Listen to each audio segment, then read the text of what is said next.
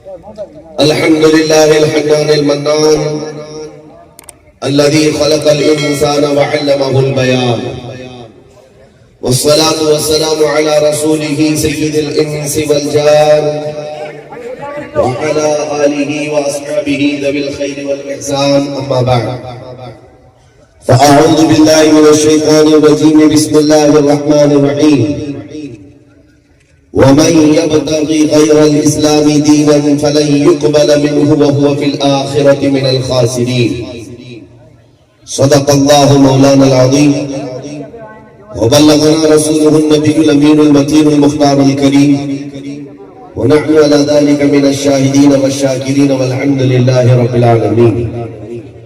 بارگاہ رسالت کو آپ صلی اللہ تعالیٰ علیہ وسلم نے ایک بار درود پاک کا ہدیہ پیش کرے.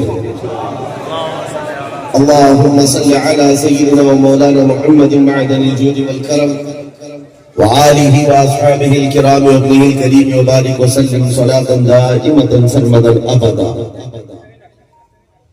میرے عزیزو، اب مجمع کا سناٹا ایسا بتا رہا ہے جیسے کوئی میدان میں ہے ہی نہیں. تھوڑی دیر پہلے جو شور و غوغا تھا، ہنگامہ تھا، بار بار اسٹیج والے مجھ سے کہہ رہے تھے کہ آپ ان سے کہیں خاموش ہو جائیں. مجھے یہ بات یاد آتی ہے کہ دلی کے قطب مینار پر ایک پاگل چڑھ گیا تھا اور اس کو اتارنے کے لیے پوری پولیس آ گئی، فوج آ گئی، آفیسر آ گئے، لیکن وہ کسی کی بات نہ سنتا ہے نہ اترتا ہے. اترتا ہی نہیں. بہت دیر کے بعد، کافی دیر کے بعد ایک دوسرا پاگل آیا اور اس نے کہا میں اس کو اتارتا ہوں. اور وہ قطب مینار کو پکڑ کر کے نیچے سے ہلانے لگا اور کہا اتر جا نہیں تو گرا دوں گا. اور اوپر والا پاگل نیچے والے پاگل کی بات سمجھ گیا اور اتر بھی گیا. ساری پولیس جس کو اتار نہ سکی اس کو ایک دوسرا پاگل اتار دیا.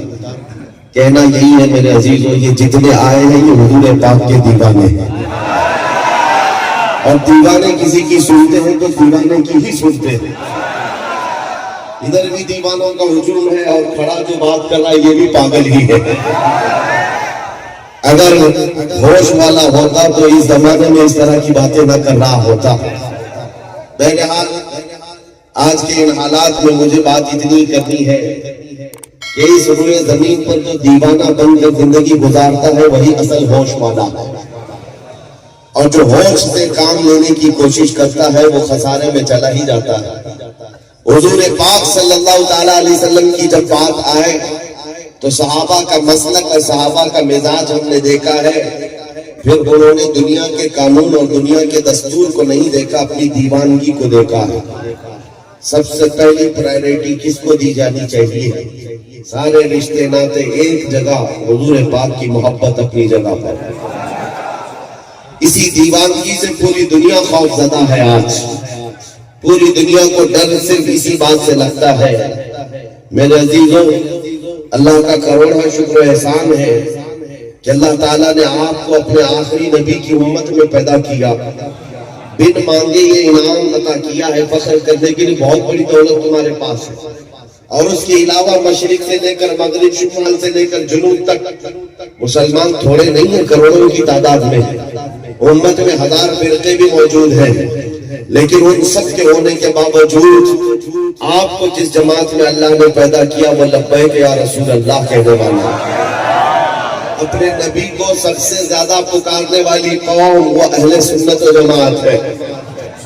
باطل جماعتوں کے بڑے بڑے لیڈر بھی آج کہنے لگ گئے اس زمانے میں اگر حضور پاک سے محبت کرنے والی جو محبت تھی صحابہ کی، ویسی محبت اس زمانے میں دیکھنا ہے تو بریلی والوں کو دیکھو. یہ ہم نہیں کہہ رہے ہیں، دوسرے کہہ رہے ہیں کہ اس طرح کی محبت کرنے والے آج کے زمانے میں اگر ملتے جلتے ہیں تو یہ اہل سنت و جماعت کا طبقہ ہے. اس بات پر فخر کرو میرے عزیزو، تمہارے پاس بہت بڑی دولت اور بہت بڑی نعمت ہے، اور اس چیز کو چھوڑ کر پھر کسی دوسری طرف منہ اٹھانا یہ تمہیں زیب نہیں دیتا. وہ آدمی دوسرے کے گھر کی طرف دیکھے جس کا چھت نہ ہو، جس کے گھر میں کوئی رہنے کا انتظام نہ ہو وہ دوسرے گھر کا انتظام کرنے کی کوشش کرے، جس کے پاس کائنات کا کل اثاثہ موجود ہے، آمنہ کے لال کا حسن تمہارے پاس ہو، صدیق اکبر کی صداقت تمہارے پاس ہو، فاروق اعظم کی عدالت کی مثال تمہارے پاس ہو، عثمان غنی اور حیدر کرار جیسی عظیم شجاعتیں اور خلافتیں تمہارے پاس ہو، تو تمہیں یہ زیب نہیں دیتا کہ پھر آج کے آئے ہوئے نئے لوگوں کی طرف تم چہرہ اٹھاؤ، تمہیں کسی کی طرف دیکھنے کی ضرورت نہیں۔ اسی لیے قرآن کی آیت میں نے خطبے کے بعد ہی یہ پڑھی ہے، وَمَن يَبْتَغِ غَيْرَ الْإِسْلَامِ دِينًا فَلَن يُقْبَلَ مِنْهُ، جو اسلام کے علاوہ دوسری طرف منہ پھیرتا ہے قیامت کے دن سب سے زیادہ گھاٹا اٹھانے والا ہوگا، سب سے زیادہ نقصان اٹھانے والا ہوگا۔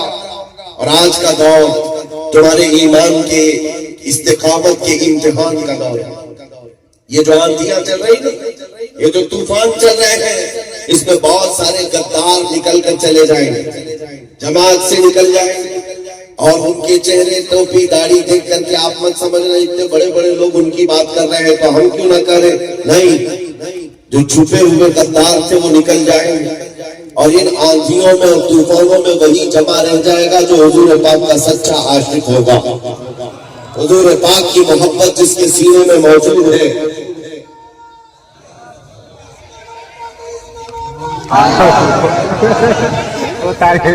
کیمرے والے آپ تھوڑا سا سائڈ ہو جائیں، اب یہ کسی کو نہیں برداشت کریں گے، اسی لیے کہ ہم لوگ ہڈی برداشت نہیں کرتے۔ بس توجہ سے سن لیجیے، تھوڑی دیر شور و غوغا کم ہو جائے۔ اب بات میں آگے بڑھاتا ہوں، کوئی بات نہیں، وہ اپنا کام کر رہے ہیں، آپ اپنا کام کریں، آپ اپنی طرف دیکھیں۔ حضور پاک صلی اللہ تعالیٰ علیہ وسلم کی جب بات چل رہی ہے تو آپ کی توجہ ادھر ادھر نہ جائے، بس توجہ۔ ہم بات کر رہے ہیں شہنشاہ اعظم کی، بادشاہ اعظم کی۔ آج میں صرف اور صرف لمبا سفر طے کر کے آپ تک اسی لیے پہنچا، یا جہاں تک بھی جاتا ہوں صرف ایک بات کرنی ہے، ایک بات کرنی ہے۔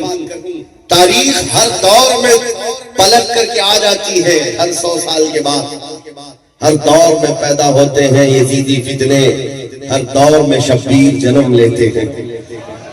یہ آج جو حالات پیدا کیے جا رہے ہیں یہ تمہارے امتحان کا وقت ہے میرے عزیزوں۔ کہیں ان طوفانوں میں خس و خاشاک کی طرح بہہ کر کے مت چلے جانا۔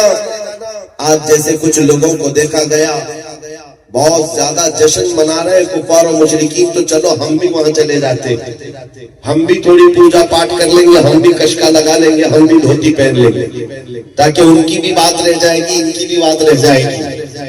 یہ اس طرح کے صلح کلی لوگوں کا امتحان ہے اس زمانے میں، اور آپ کو یہ دیکھا جائے گا دولت کا نشہ، طاقت کا نشہ، سکتہ، حکومت، پاور، سب تمہارے سامنے آ کر کے رقص سنا ہوں گے، ناچ رہے ہوں گے، اور تمہیں دعوت دے رہے ہوں گے آ جاؤ ادھر۔ پارٹی بدلنے والے کتنی جلدی بدلتے ہیں آپ کو پتا ہے ہندوستان۔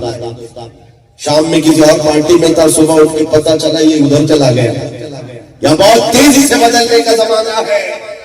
آپ کے سامنے بھی یہ حالات آئیں گے، کتنی جلدی بدلتے ہو، لیکن میرے عزیزو اس بات پر قائم رہو، تمہارے سامنے چاہے دنیا کی سب سے بڑی سہولتیں آ جائیں، سب سے بڑی انعام کی لالچ کیوں نہ آ جائے، اس وقت تمہارا ایمان یہ کہنا چاہیے اپنا سب کچھ گنبد خضرا کل بھی تھا، اور میرے نبی سے میرا رشتہ کل بھی تھا، اور بتلا دے گستاخ نبی کو غیرت سنی زندہ ہے، ان پہ مر مٹنے کا جذبہ کل بھی تھا، اور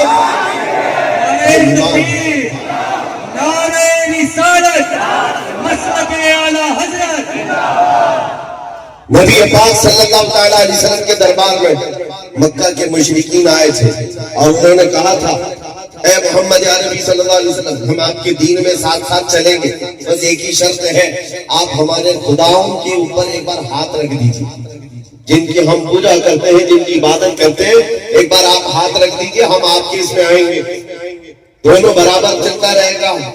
نبی پاک صلی اللہ تعالیٰ علیہ وسلم نے کیا فرمایا، ہاتھ رکھنا دور کی بات، نظر اٹھا کر بھی نہیں دیکھوں گا، اور پوری سورہ نازل ہو گئی قرآن پاک میں، قل یا ایھا الکافرون لا اعبد ما تعبدون، اے محبوب آپ فرما دیں اے کافروں میں اس کی عبادت نہیں کرتا جس کی تم عبادت کرتے ہو۔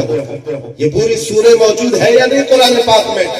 لہذا تمہارا ایمان بھی یہ کہ ہے کہ ہم اللہ رب العزت کے دربار میں اپنی پیشانی جھکاتے ہیں، اس کے علاوہ کہیں ہماری پیشانی نہیں جھکتی۔ یہ دنیا کی واحد قوم ہے، واحد قوم ہے مسلمان۔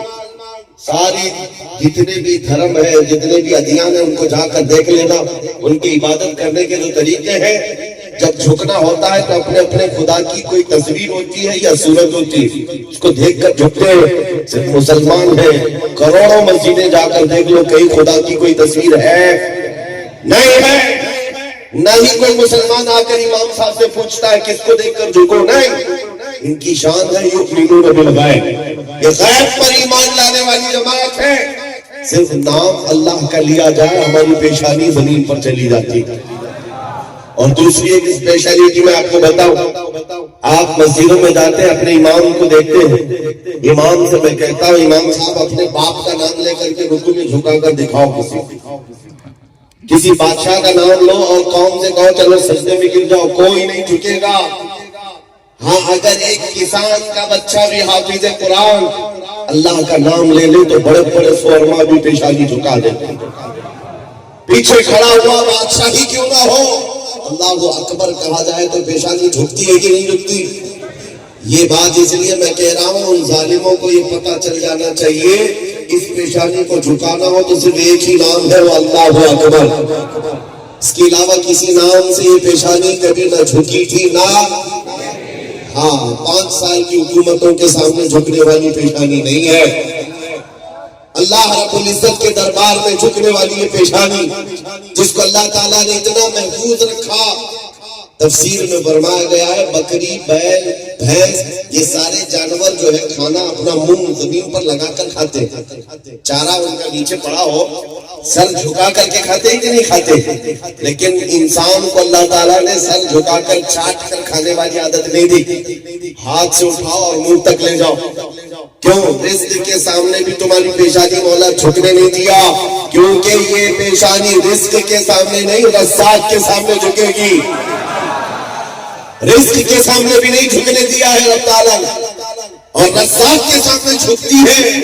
تو آج پھر مجھے یہ افسوس ہوتا ہے، تھوڑی سی کسی کے پاس چربی آ گئی تو اس کو دیکھ کر کے اگر ہمارا کوئی بچہ سر جھکانے کی بات کرے، میں کہتا ہوں بڑا بد نصیب ہے جس کے پاس کائنات کا سب سے عظیم دین ہے، اسے یہ زیب نہیں دیتا کہ پھر وہ دوسری چمک چاند کی طرف دیکھے، کسی چکا چوند چاندنی کی طرف دیکھے، ہرگز اسے زیب نہیں دیتا۔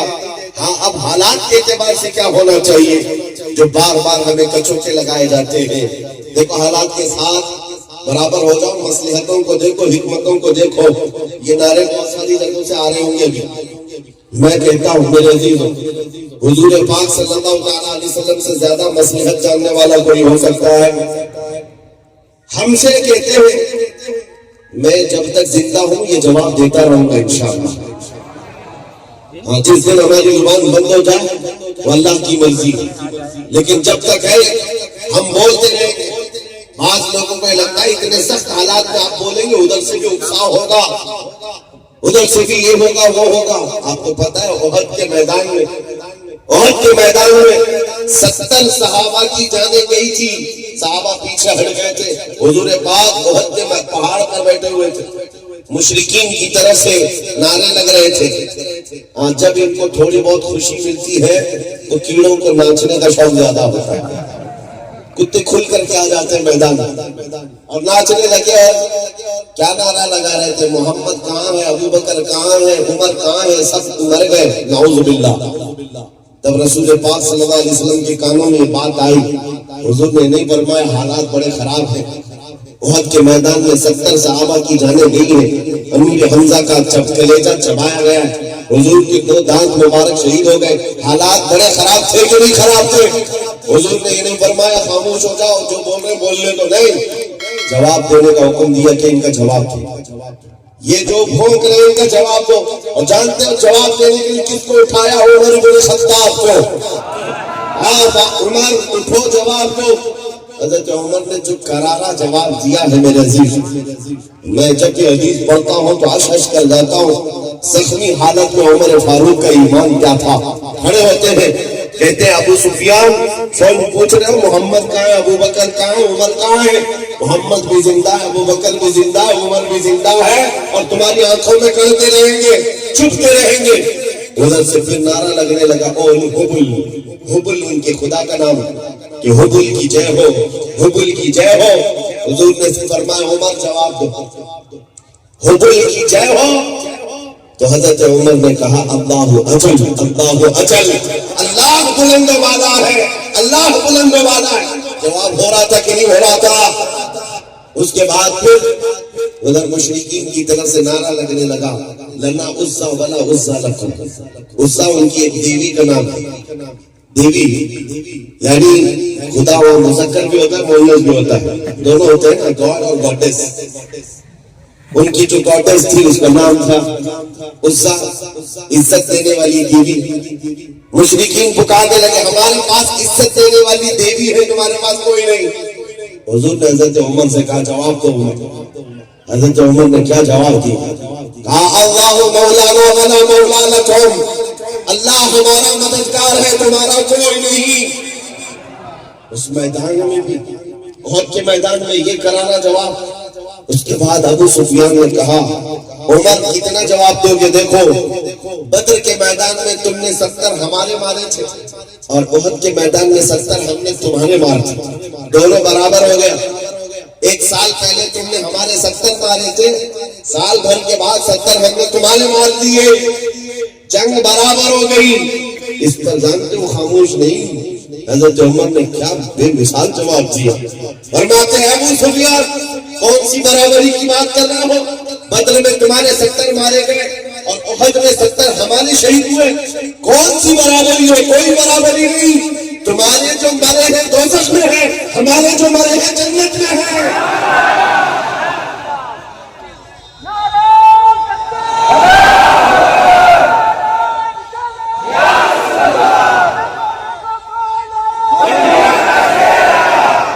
یہ بات میں اس لیے عرض کر رہا ہوں میرے عزیزوں، جن کو یہ لگتا ہے کہ کچھ نہ بولنا چاہیے تو پھر وہ حضرت عمر سے کہے بڑے حالات خراب تھے احد کے میدان میں، آپ کیوں بول رہے تھے؟ اسلام کا مزاج ہے اگر ایمان ہے تو کھل کر اظہار کرو. حضور پاک کی اگر غلامی کا پٹا ہے تو کھل کر غلامی کرو. عشق ہو تو اظہار ہونا چاہیے. میں بارہا اپنے نوجوانوں سے کہتا ہوں، ایک سوال میں تم سے پوچھتا ہوں، دل پر ہاتھ رکھ کر کے بتاؤ نوجوانوں، اگر دنیا تجھے محمد عربی کا غلام کہے تو کوئی اعتراض ہو سکتا ہے؟ اعتراض کیا ہوگا؟ یہ ہماری زندگی کی معراج ہے. ہم تو کہتے ہیں دنیا ہمیں حضور کا کتا کہہ کر پکارے. غلامی کی نسبت پر تمہیں کوئی اعتراض نہیں، برا نہیں لگتا تو چھپ کر غلامی کیوں کرتے؟ کھل کر غلامی کرو، چھپ کر کے نہیں. داڑیاں نکال کر، ٹوپیاں چھپا کر، سیکولر بن کر کے ان کی بھی جے ان کی بھی جے، یہ غلامی کا حق نہیں ہوتا. غلامی کا حق کیا ہوتا ہے؟ نبی پاک صلی اللہ تعالیٰ علیہ وسلم کے دربار میں جو آ گیا وہ ان کا ہو جاتا ہے. نبی سے وہ جو بیگانہ اسے دل سے جدا کرتے، پدر مادر برادر جان و مال ان پر فدا کرتے. حضرت انس بن زید جیسی محبت چاہیے میرے عزیزوں. صحابی رسول ہے، اپنی بیوی سے بے حد محبت کرتے تھے، بہت عشق کرتے تھے، لیکن رسول اللہ کے ایسے صحابی ہیں حضور ان کے گھر کبھی آیا کرتے تھے، رازدار رسول بھی ہے. ایک مرتبہ ان کے گھر تشریف لائے میرے آقا اور مکہ سے ایک خط آیا حضرت انس بن زید کے گھر میں. حضور نے فرمایا انس پڑھ کر کے سناؤ کیا ہے. خط میں جنگوں کی خبریں تھی جو مکہ والے تیاریاں کر رہے تھے. حضور نے سنا اور کہا انس اس کو بند کرو، یہ میرے اور تمہارے درمیان راز ہے، کسی کو نہیں معلوم ہونا چاہیے. حضرت انس نے سنبھال لیا اور اس کے بعد حضور گھر سے جب نکلے، انس بن زید کی بیوی اندر سے باہر آئی جو بہت محبت کرتے تھے حضرت انس اس بیوی سے. بیوی نے آ کر پوچھا انس کیا تھا خط میں، کس چیز کا خط آیا ہے؟ آپ نے کہا خبردار، میری محبت اپنی جگہ پر، حضور کا راز ہے، یہ حضور کا راز ہے، یہ میں نہیں بتا سکتا. بیوی نے کہا مجھ سے تم حد درجے عشق کرتے ہو، کیا یہ بات نہیں کہہ سکتے؟ کہا ہرگز نہیں، اس میں کوئی کمپرومائز نہیں، یہ ایمان ہے، اس میں کوئی کمپرومائز نہیں۔ بیوی نے کہا کوئی بات نہیں، میں نے سن لیا ہے اندر سے، میں نے سن لیا خط میں کیا کیا لکھا ہے، مکہ میں جنگوں کی تیاری ہو رہی ہے، ساری خبریں آ گئی ہیں۔ اتنی بات تھی کہ حضرت انس بن حذیر نے اپنی بیوی کی گردن پکڑ لی، گردن پکڑ لی جو ان کی محبوبہ ہے، کہا قسم خدا کی اس وقت تک گردن سے ہاتھ نہیں اٹھاؤں گا جب تک رسول اللہ کا فرمان نہ آ جائے۔ راز کو تو نے سنا کیسے؟ اور گردن پکڑ کر کے حضور تک لیا، حضور پاک صلی اللہ تعالیٰ علیہ وسلم کے پاس لیا، عرض کیا آقا آپ نے حکم دیا تھا آپ کے راز کی حفاظت، لیکن میری بیوی دیوار کے پیچھے سے سن چکی تھی، میرے دل میں یہ خیال آیا کہیں آپ کے راز افشا کرنے کے جرم میں اللہ کا عذاب میں گرفتار نہ ہو جاؤں، میں اس جرم میں گرفتار نہ ہو جاؤں۔ آقا گردن پکڑ کر کے لائے، حکم ہو تو یہی ختم کر دو، یہ راز ختم ہو جائے گا۔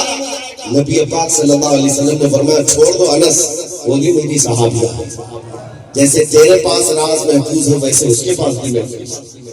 اور گردن سے ہاتھ ہٹایا اور مسکرا کر کہا میری محبوبہ بعد میں آمنہ کا لال پہلے میں۔ ایمان کا یہ درجہ ہے، ایمان کا یہ درجہ ہے، ساری زندگی کے معاملات بعد میں، جس کو اقبال کہتا ہے آبرو ماں زنا میں مصطفیٰ، ہم سب کی عزت آبرو مصطفیٰ کے نام سے ہے، ہر چیز گلی دنیا بعد مصطفیٰ، جو کچھ دنیا میں ہے وہ مصطفیٰ کے بعد ہے، حضور کے بعد ہے۔ آج ان حالات میں ہے نوجوانوں، سب سے پہلی پرائیورٹی تمہیں حضور کے اخلاق کو دینی چاہیے۔ حضور پاک صلی اللہ تعالیٰ علیہ وسلم کی سنتیں تمہاری زندگی کا مشن نہیں بلکہ عین دستور ہو جائے۔ مجھے جینا ہے تو مدینے کے تاجدار کی طرح جینا، تب یہ زندگی کے بہاریں اور اسلام کی عزت کی بہاریں تمہارے محلوں میں گلی کوچوں میں آ جائیں گے۔ ورنہ ہوتا کیا ہے میرے عزیز، جب شیر اپنے شیری بھول جاتا ہے تو کتے بھونکنے لگ جاتے ہیں، اور حالات یہی ہے، کتوں کو مقام مل جاتا ہے اور اس کو بھونک بھونک کر کے یاد دلاتے ہیں تیرا کام یہ نہیں ہے نالی گٹر چوک پر بیٹھنا، تو محمد عربی کا شیر ہے، کھڑا ہو جا، اور انشاءاللہ جس دن تم کھڑے ہو گئے۔ میں کس بات کے لیے کہہ رہا ہوں؟ صرف اور صرف حضور پاک کے اخلاق کی اور ان کی سنتوں کی اور ان کے محبت کے جامے پہن کر نکل پڑو۔ بس بات اتنی ہے، ادھیکاری صاحب ہیں وہ کہہ رہے تھے کہ آپ اتنا بھڑکاتے ہیں بیانوں میں، بھڑکاؤ بیان ہوتے ہیں۔ میں نے کہا میں نے کبھی بھڑکا کر فساد دنگا نہیں کرایا، ہاں اگر بھڑکانے کا مطلب یہ ہے کہ میں جو بولتا ہوں اس سے بھڑکتے ہیں تو ہاں میں بھڑکاتا ہوں، اور چاہتا ہوں اتنا بھڑکے نوجوان کہ تمہارے ننگے پن سے بیزار آ کر آمنہ کے لال کے اخلاق کو اپنا لیں، تاجدار مدینہ کی گلیوں میں آ جائے، اتنا ہو جائے، اتنا کافی ہے ہمارے لیے۔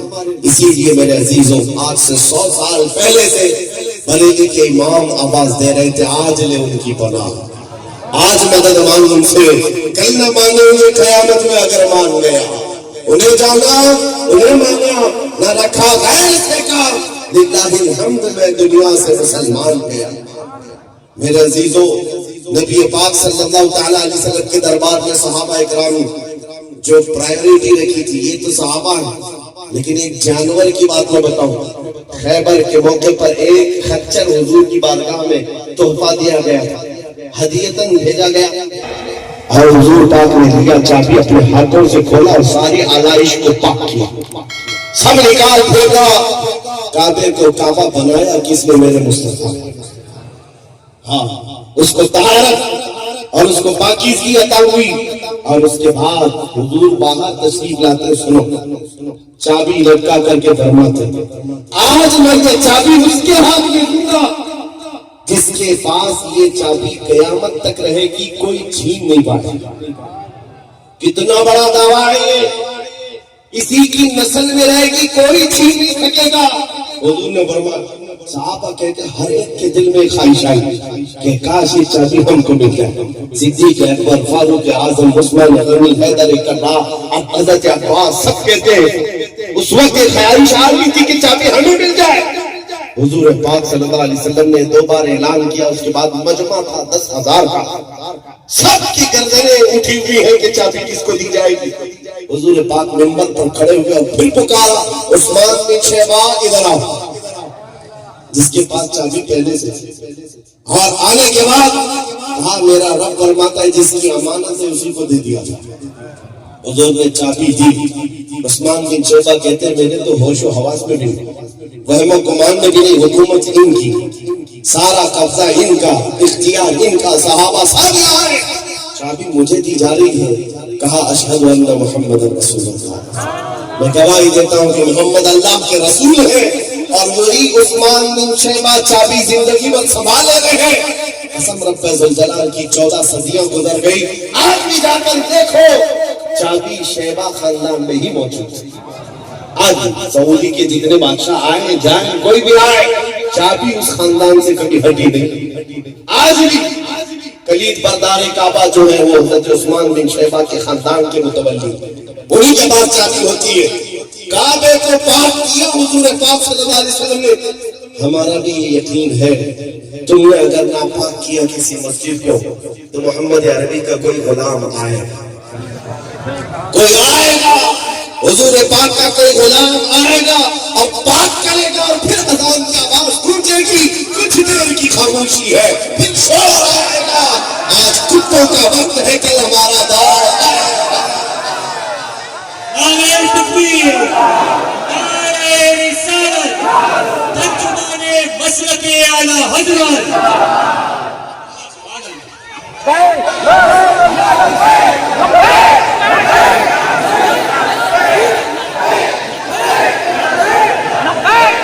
میرے عزیزو دنیا کو یقین ہو گیا ہے، ہندوستان کی یہ قوم جاگنے لگ گئی ہے، اس لیے کہ میں دیکھ رہا ہوں جہاں سے میرا گزر ہوا 8 سال کے بچے سے لے کر 80 سال کا بوڑھا بھی دیکھتا ہے تو بے اختیار پکارتا ہے لبیک یا رسول اللہ، لبیک یا رسول اللہ۔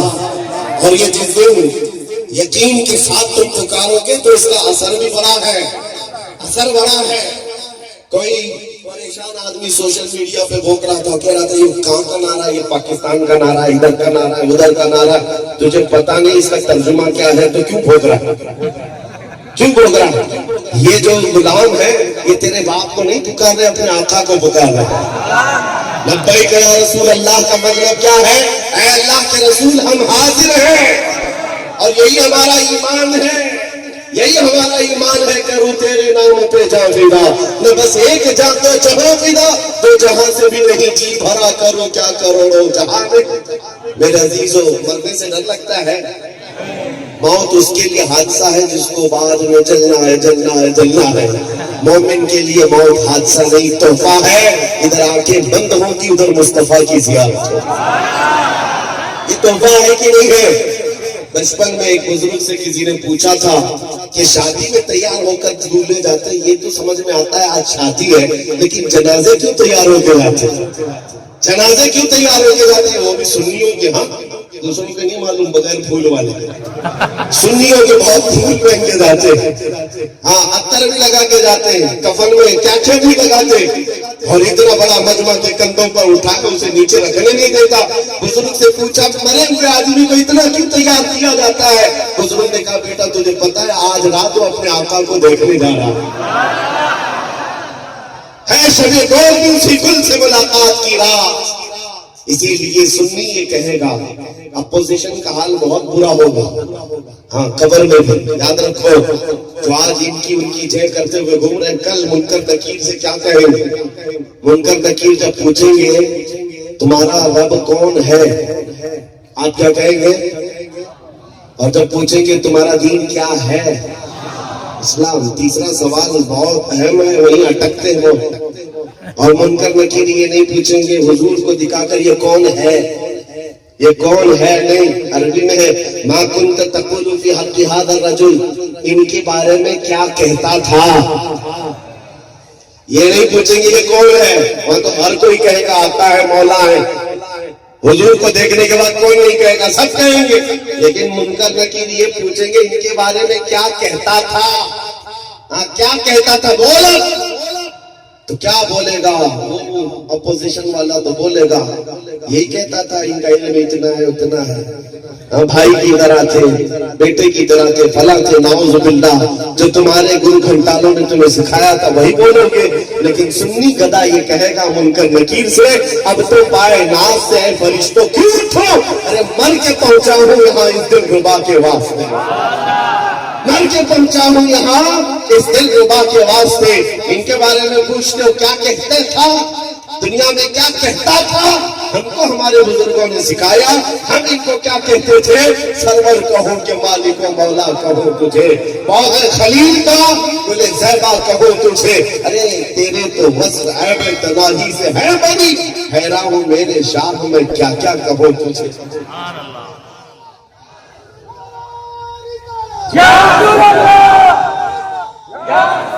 توجہ میرے عزیزو، آج سے آج ڈر لگتا ہے، اسی بات پر میں گفتگو کر رہا ہوں۔ مرنا تو ہے، موت تو آنی، اور دنیا کی سب سے بڑی گھٹنا موت ہے، اس کے بعد کچھ نہیں، اس کے بعد بھی کچھ ہے، سب سے بڑی گھٹنا موت ہے، اور موت مومن کے لیے تحفہ ہے۔ الموت جسر یوصل الحبیب الی الحبیب، موت ایک برج کا نام ہے، ایک حبیب کو دوسرے حبیب سے ملا دیتی ہے۔ موت گھٹنا ہے سب سے بڑی دنیا کے اعتبار سے۔ اب سنو جو بہت بڑا ہارڈ کوشچن ہے، بڑا چبھتا ہوا سوال جو تمہیں بار بار کیا جاتا ہے، جواب بھی اسی طرح کا ہونا چاہیے نا۔ جواب کہتے ہیں تمہارا دین سچا، تمہارا نبی سچا، تمہارا خدا سچا، تمہاری کتاب سچی، تو پھر یہ دنیا میں سب سے زیادہ تم کیوں مارے جاتے، سب سے زیادہ تم کیوں کاٹے جاتے؟ جاؤ دیکھو فلسطین غزہ میں کتنوں کو قتل کر دیا، سیریا میں تو قبرستان بنا دیا، یمن میں، عراق میں، شام میں، افغان میں، برما میں، ہر جگہ تم کاٹے جاتے ہو۔ یہ سوال آتا ہے کہ نہیں آتا ہے؟ اور اس وقت آپ کو کیا لگتا ہے؟ ہاں ہم ہی لوگ مارے جا رہے ہیں، طاقت و قوت ان کے پاس ہے۔ میرے عزیز تو یہ نہیں ہے، نروس ہونے کی بات نہیں۔ اس ظالم کو کہو تجھے پتہ نہیں ہماری حقیقت کیا ہے، ہم اپنے آقا و مولا کو شمع سمجھتے ہیں، ہم پروانے ہیں، اور پروانہ دنیا میں آتا ہی ہے مرنے کے لیے۔ مفتی اعظم ہند نے کیا فرمایا؟ تو شمع رسالت ہے، عالم تیرا پروانہ، تو ماہ نبوت ہے، اے جلوے جانا جہاں۔ میرے عزیزو اگر ہم مرتے ہیں یہ کوئی نئی بات نہیں ہے، ہم پروانے ہیں۔ حضور کے پروانے ہیں کہ نہیں ہیں؟ نبی پاک کے پروانے ہیں کہ نہیں ہیں؟ تو اگر موت ہوتی ہے تو یہ حادثہ نہیں ہے۔ بہرحال اب آؤ ان حالات میں اپنے ایمان کی حفاظت کیسے کریں؟ نعرے لگا کر کے نہیں، جوش میں اچھل کود کر کے نہیں، صرف احتجاج اور پروٹیسٹ کر کے نہیں، اپنے ایمان کی حفاظت اور اپنے دین کی حفاظت اپنے اخلاق سے کرنی ہوگی، اپنے اعمال سے کرنی ہوگی۔ تم کہیں بیٹھ کر میدان میں نعرہ لگاؤ، یہ بڑا آسان کام ہے، یہاں پر کھڑے ہو کر گفتگو کرو، یہ بڑا آسان کام ہے، لیکن میدان میں جب اترو عمل کر کے دکھاؤ کہ دنیا مجھے گانے باجے کی طرف بلاتی ہے، میں ٹھوکر مار کر کہوں گا نہیں میں میرے نبی کا غلام ہوں۔ دنیا تاش کے پتوں پر بلاتی ہے اور شراب کے اڈوں پر بلاتی ہے، جوبے کے بازاروں میں بلاتی ہے، تب تمہیں ہوش آ جانا چاہیے نہیں میری نسبت مدینے کے تاجدار سے، مجھے یہ ذہن نہیں دیتا۔ حرام کاریوں کی طرف جب دنیا تمہیں دعوت دے تم ٹھوکر مار کر کے آؤ اور اپنی نسبت کا خیال کرو کہ نہیں میری نسبت آمنہ کے لال سے، تاجدار مدینہ سے ہے، مجھے یہ ذہن نہیں دیتا۔ میں آپ سے پوچھتا ہوں، میں اپنا ایک امامہ کسی نوجوان کو دے دوں، نہیں بیٹا اس کو لے لے، جو محبت کرتا وہ پہن کر کے جائے گا، فخر کرے گا کہ نہیں کرے گا؟ اس کو جس کو محبت ہے مجھ سے، لیکن وہ امامہ پہن کر کبھی ایسا نہیں ہوگا کہ شراب کی دکان پر کھڑا رہے، جا کر کے بازار میں چوک پر نکڑ پر آوارہ اپنی نگاہوں کو کر کے آنے جانے والی لڑکیوں پر نظر ڈالتا ہو، یہ پہن کر نہیں ہوگا۔ اس کو اتنا تو خیال ہے میرے سر پر کیا رکھا ہوا، دنیا کیا کرے گی۔ میں تو ایک عام آدمی میرے عزیز، میرا امامہ پہن کر کے تمہیں اتنا احساس ہو سکتا ہے تو حضور کی غلامی کا پٹا جب گلے میں ہے تو احساس کتنا ہونا چاہیے۔ غلامی جب تمہارے پاس ہے تو ہر گھڑی احساس ہونا چاہیے کہ نہیں میرا نام حضور پاک کے نام سے جڑا ہوا، اگر مجھ سے کوئی خطا ہوگی تو دنیا حضور تک انگلی اٹھائے گی، اگر میرے اعمال برے ہوں گے تو حضور پاک صلی اللہ تعالیٰ علیہ وسلم تک کوئی انگلی نہ اٹھائے۔ اس لیے میرے عزیزو ہر ایک کی ذمہ داری ہے امانت کے ساتھ، صدق و وفا کے ساتھ، اخلاص کے ساتھ جینا، اور اپنی زبانوں کی بھی حفاظت کرو، اپنی زبانوں کی حفاظت۔ جو تمہاری زبانیں کہتی ہیں یہ ترجمانی کرتی ہیں اپنے اخلاق اور غلامی کی بھی اور اپنے خاندان کی بھی۔ زبان دیکھ کر کے آدمی کی سمجھ میں آ جاتا ہے اس کی طبیعت کیسی،